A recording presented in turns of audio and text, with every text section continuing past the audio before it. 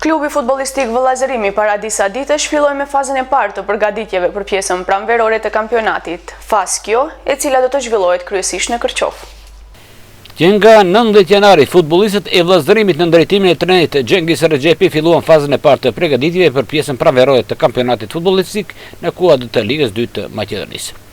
Faza e parë e përgatitjeve është duke u zhvilluar në ambient të mbyllur, në sallën sportive Rara, ku për momentin janë të përfshirë futbollistë që ishin bartës së lojës së klubit në pjesën vjeshtore të kampionatit, por duhet tekstuar se nga radhët e kërçovarëve janë larguar futbollistët e huazuar. Pikërisht për këtë arsye, kryesia e klubit ditëve të fundit është duke bërë përpjekje intenzive të sjellë përforcime të reja për të friksuar radhët e veta me spaku 4 deri në 5 prurje të reja. Por për emrat konkret se kush do të jenë futbollistët që do vinë në radhët e Vëllazërimit do të mësojmë në ditën e vazhdim, thotë drejtori sportiv i klubit Rushdi Aliu.